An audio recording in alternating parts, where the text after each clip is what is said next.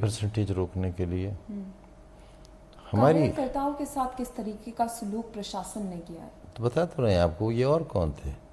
हमारा वोटर ही हमारा वर्कर है। तो जो यहाँ वोट डालते हैं वही हमारे वर्कर हैं। हम उन लोगों में से तो है नहीं जिनके पास पेड टीम हो।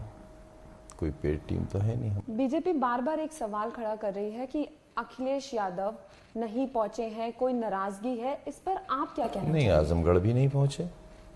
इस बार ये पॉलिसी तय हुई थी कि बाई इलेक्शन में अखिलेश जी नहीं जाएंगे। तो अगर आजमगढ़ नहीं गए, जो सीट उन्होंने खाली की है, तो फिर मैंने जो सीट खाली की है वहां कैसे आ जाते और क्यों आ जाते?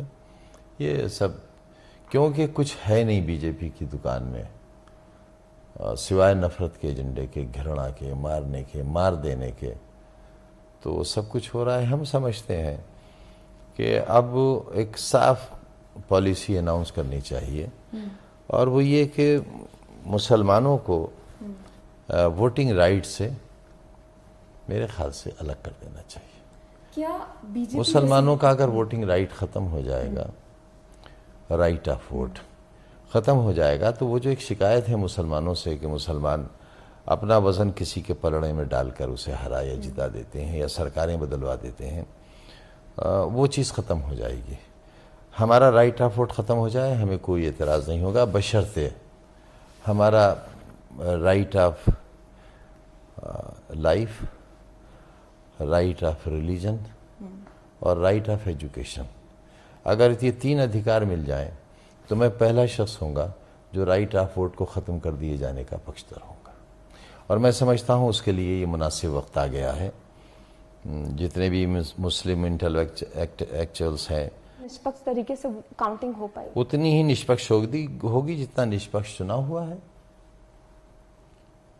उतनी ही निष्पक्ष होगी। अब तो निष्पक्षता पर सवाल ही उठाना हिमाकत है। मैंने कहा ना, एक ही अखबार ने लिखा है, उस अखबार पर या तो मुकदमा कायम होना चाहिए या उसकी बात पर भरोसा होना चाहिए। अब अगर ठोकरें मार मार कर, दाढ़ी वालों के गले दबा दबा कर, टोपी देखकर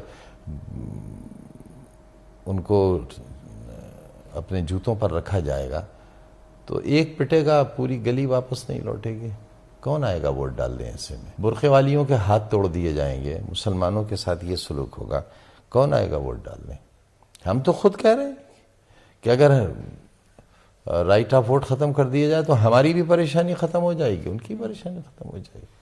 सर, ऐसी बातें सामने आ रही थी कि सुप्रीम कोर्ट में ये बात जाएगी, शिकायत दर्ज होगी, आपकी तरफ से इस पर क्या रोक? कोशिश करेंगे, सबूत मुहैया कर रहे हैं, सारे फोटोज हमने इकट्ठे किए हैं, और जो वीडियो क्लिपिंग्स हैं या मोबाइल्स वगैरह में हैं वो सब कलेक्ट कर रहे हैं। उसे लेकर हम, हो सकता है हम, क्या आपको लगता है अलग रहकर बीजेपी से लड़ाई हो सकती है या विपक्ष को एकजुट हो जाना? देखिए, हम लड़ने वाले लोगों में से तो है नहीं, हम तो सरेंडर्ड लोगों में से हैं। लेकिन चुनाव में कोशिश करना नहीं छोड़ेंगे। ममता बनर्जी लगातार कोशिश कर रही हैं सारी वो बड़ी बातों नेता, वो नेता है भाई। हम तो अपराधी लोग हैं, माफिया हैं, देश का नंबर 1 का माफिया।